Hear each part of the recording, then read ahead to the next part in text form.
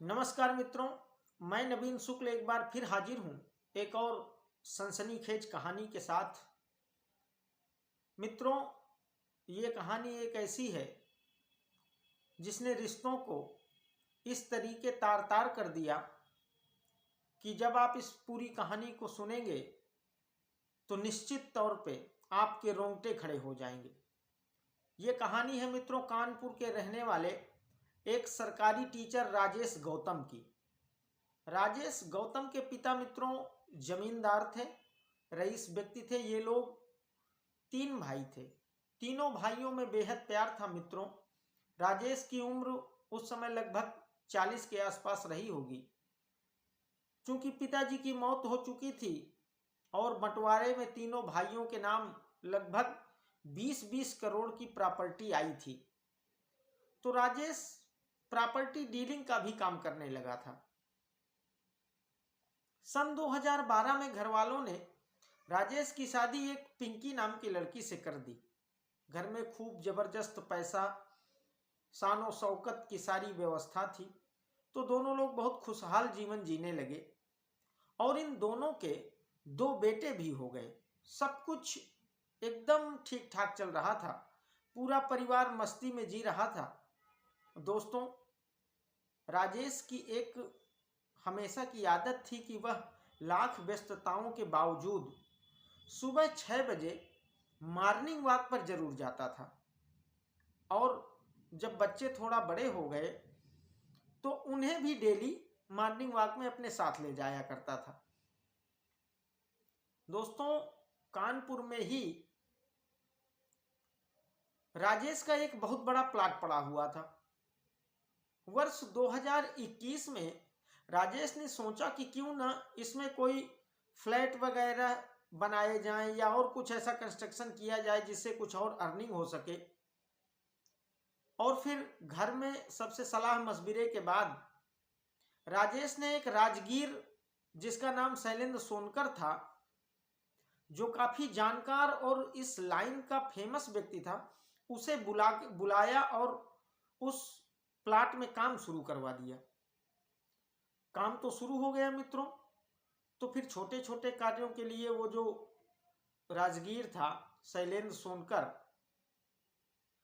उसका राजेश के घर भी आना जाना शुरू हुआ। दोस्तों, शैलेंद्र की उम्र भी राजेश की उम्र के आसपास ही थी, लगभग 40 वर्ष के आसपास। और छोटे छोटे कामों के लिए जब शैलेंद्र का घर आना जाना शुरू हो गया तो पहले तो ठीक ठाक रहा मित्रों, लेकिन कुछ दिन बाद पता नहीं क्या ऐसा घटित हुआ कि पिंकी और शैलेंद्र की आंखें चार हो गई। इन दोनों में आपस में प्यार हो गया। इधर राजेश तो सुबह से स्कूल चला जाता था और उसके बाद लौटने के बाद खाना पीना खा के फिर अपना प्रॉपर्टी का काम देखने लगता था। तो राजेश के पास तो इतनी व्यस्तताएं थीं कि वो न किसी को देख पा रहा था, न कहीं ध्यान दे पा रहा था। अब इधर शैलेंद्र का घर आना जाना बढ़ने लगा मित्रों। घंटों अकेले घर में बने रहना, एक एक पहर पिंकी और शैलेंद्र दोनों उसी घर में रहते रहे, किसी को जानकारी नहीं चली। लेकिन मित्रों, धीरे धीरे पड़ोसियों में कानाफूसी शुरू हुई और ये बात धीरे धीरे राजेश तक पहुंच गई। तो राजेश ने शैलेंद्र से तो कुछ नहीं कहा और ना ही पिंकी से कुछ कहा, लेकिन शैलेंद्र पर नजर रखना शुरू किया। और जब राजेश ने शैलेंद्र पर नजर रखनी शुरू की तो राजेश को लगा कि नहीं, कुछ ना कुछ गड़बड़ तो इन दोनों के बीच में चल ही रहा है। अब राजेश ने शैलेंद्र से कहा कि जो जरूरत हो, जिस चीज की आवश्यकता हो तुम मुझे बताया करो, सीधे घर मत चले जाया करो। तुमको घर जाने की कोई आवश्यकता नहीं है, तुम्हें जो जरूरत होगी तुम्हें सब कुछ यही मिलेगा। लेकिन मित्रों, शैलेंद्र क्यों मानने लगा, क्योंकि मैटर तो वहां कुछ और ही था। लेकिन जब शैलेंद्र राजेश की इस बात को नहीं माना तो फिर राजेश ने शैलेंद्र को उसका हिसाब करके काम से निकाल दिया और समझाया कि अब ये सब हरकतें यहाँ मत करना वरना अच्छा नहीं होगा। फिर राजेश ने अपनी पत्नी पिंकी को भी समझाया कि चारों तरफ बदनामी हो रही है, इतनी उम्र हो गई है, तुम्हारे 2-2 बच्चे हैं, क्या कर रही हो, ये क्या तरीका है। लेकिन मित्रों, अब स्थितियां तो दोनों तरफ वही थी, आग तो दोनों तरफ लगी थी। घर आना जाना बंद हो गया, मिलना जुलना बंद हो गया, तड़प दोनों तरफ बेतहाशा थी। खैर कुछ दिन तो इन दोनों लोगों ने फोन से, चैट से, मैसेज से बात कर काम चलाया, लेकिन बेकरारी का आलम ऐसा था मित्रों कि ज्यादा दिन तक ये लोग अलग रह नहीं पाए।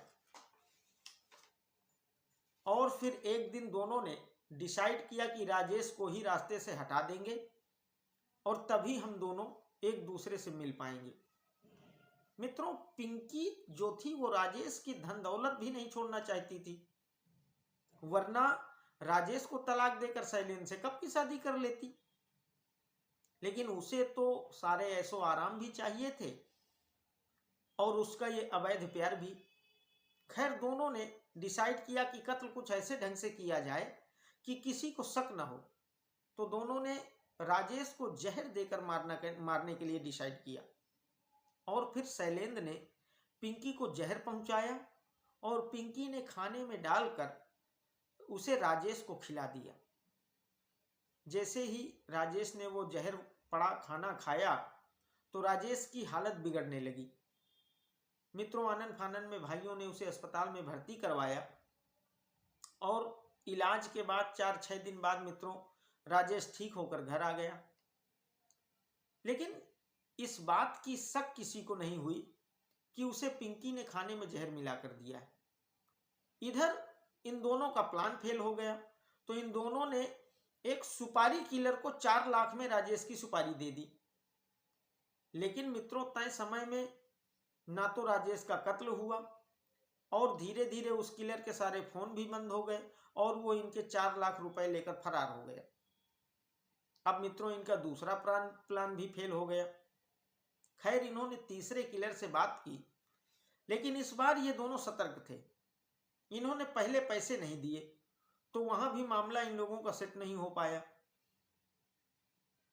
अब 3 जगह फेल होने के बाद मित्रों थक हार कर इन दोनों ने इस साजिश को खुद ही अंजाम तक पहुंचाने का फैसला किया। लेकिन ये हत्या को दुर्घटना दिखाना चाहते थे।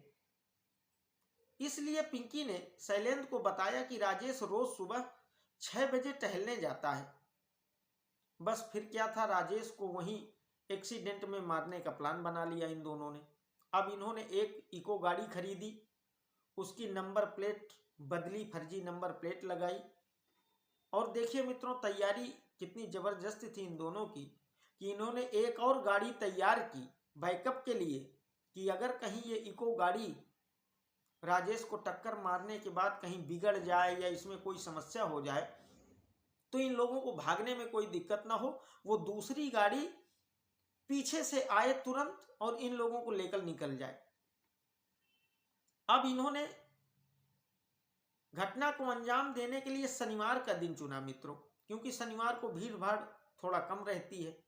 प्लान यह था कि राजेश जैसे घर से निकलेगा वैसे पिंकी शैलेंद्र को फोन करेगी, उधर गाड़ी लेकर ड्राइवर आ जाएगा, शैलेंद्र और पिंकी गाड़ी में बैठेंगे और फिर घटना को अंजाम देंगे।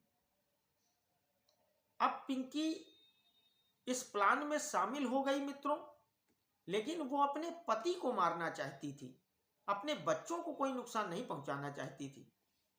और राजेश जब घूमने जाता था, जब से बच्चे बड़े हो गए, बच्चों को साथ लेकर ही घूमने जाता था। खैर उसने शैलेंद्र से ये बात बताई तो शैलेंद्र ने कहा कि अब ये तुम्हारा हेडेक है, तुम कैसे सेट करोगी, वो तुम्हारा मामला है। अब पिंकी ने उस दिन बच्चों को सुला दिया और जैसे ही समय से राजेश उठकर तैयार हुआ घूमने के लिए, पिंकी ने राजेश से अपनी मर्जी से कह दिया कि बच्चों की तबीयत आज ठीक नहीं है, रात भर सोए भी नहीं है ढंग से, पढ़ाई का भी बड़ा प्रेशर है, तो तबीयत ठीक नहीं है, सो गए हैं, आप उन्हें परेशान मत करो, आज आप अकेले चले जाओ। खैर मित्रों, राजेश को कोई शक नहीं हुआ और राजेश अकेले ही घूमने निकल गया। और फिर प्लान के मुताबिक पिंकी ने तुरंत शैलेंद्र को फोन किया, गाड़ी आ गई, दोनों गाड़ी में बैठे और उसी दिशा में निकल गए जहां राजेश घूमने के लिए गया था। और फिर मित्रों, पीछे से इन्होंने राजेश को एक जोरदार टक्कर मारी और राजेश 7-8 फीट उछलकर रोड पर गिरा और उसके सिर से बहुत ज्यादा खून निकलने लगा। मित्रों, टक्कर के बाद इनकी इको गाड़ी भी वहीं खराब हो गई। मित्रों, खैर जो गाड़ी इन्होंने फॉलो अप के लिए लगाई थी वो तुरंत आई और ये लोग उस इको गाड़ी से उतरकर उस दूसरी गाड़ी में बैठे और वहां से फरार हो गए। अब मित्रों, आसपास के लोगों ने आवाज सुनी तो दौड़कर आए और राजेश को अस्पताल पहुंचाया, लेकिन तब तक बहुत देर हो चुकी थी। मित्रों, राजेश की सांसें थम चुकी थी। उधर पिंकी भी बहुत सतर्कता से चुपचाप घर पहुंच चुकी थी। घर वालों को सूचना मिली। मित्रों, भाई बच्चे सब भागते हैं राजेश की लाश देखकर। परिवार का रो रो कर बुरा हाल है। पिंकी भी जबरदस्त ड्रामा करके रो रही है, कभी बेहोश हो जा रही है, कभी कुछ हो जा रहा है। पुलिस ने भी पहले इसे रोड एक्सीडेंट का ही केस माना। मित्रों, न सीसीटीवी कैमरों की कोई गहन जांच पड़ताल की गई, न कुछ किया गया, इसे रोड एक्सीडेंट मानकर ही रफा दफा कर दिया गया। दरअसल वो शक तब पैदा हुई मित्रों, जब राजेश के भाइयों ने थोड़ा सोचा विचारा और चूंकि राजेश के भाइयों को पिंकी और शैलेंद्र के मामले की जानकारी पहले से ही थी, तो राजेश के भाइयों को उस दिन रात को थोड़ी शक हुई कि कहीं ऐसा तो नहीं है कि इन दोनों की संबंधों की वजह से इसका कत्ल कर दिया गया हो। अब मित्रों, दूसरे दिन राजेश के भाइयों ने थाने जाकर एफआईआर दर्ज कराई और हत्या की आशंका जताई। और फिर राजेश के भाइयों ने पुलिस को पिंकी और शैलेंद्र के मामले की पूरी जानकारी दी। और जैसे ही पुलिस को मित्रों पिंकी और शैलेंद्र के रिश्ते के बारे में पता चला तो पुलिस का भी माथा ठनका। पुलिस को भी लगा कि इसमें कोई ना कोई गहरा राज है। अब पुलिस ने इस पूरे मामले की सघन जांच शुरू की। शैलेंद्र की कॉल डिटेल, पिंकी की कॉल डिटेल जब पुलिस ने खोजी तो कत्ल के समय इन दोनों के मोबाइल की लोकेशन भी उसी स्पॉट पर पाई गई जहां शैलेंद्र का एक्सीडेंट हुआ था। इधर अस्पताल से भी जहर वाली बात पता चली। सारे सबूतों के बाद अब मित्रों साफ हो चुका था पुलिस की नजर में कि ये इन्हीं दोनों का काम है। तो पुलिस ने फिर आनन फानन में शैलेंद्र को उठाया और थोड़ी खातिरदारी के बाद शैलेंद्र तोते जैसा सारा सच उगलने लगा। शैलेंद्र ने जब पूरा वाकया बताया, इसके बाद पुलिस ने पिंकी को उसके घर से उठाया, जो अब तक ड्रामा करके रोए जा रही थी, बेहोश हो जा रही थी, दुनिया का नाटक कर रही थी। उस पिंकी को भी पुलिस ने उठाया और जब थोड़ी सख्ती बरती तो पिंकी ने भी अपना जुर्म कबूल कर लिया। मित्रों, जिस लालच और अय्याशी के लिए पिंकी ने अपने पति का कत्ल करवा दिया, वो सब चीजें तो उसे नहीं मिल सकी। मित्रों, वो खुद जेल चली गई, शैलेंद्र भी जेल चला गया और उसे सबसे ज्यादा जिस चीज का लालच था, राजेश की संपत्ति का, अब शायद वो भी उसे कभी जीवन में नहीं मिल पाएगी। लेकिन इन लोगों की लालच और अय्याशियों की वजह से मासूम राजेश का भी कत्ल हो गया और उसके दोनों मासूम बच्चे यतीम हो गए।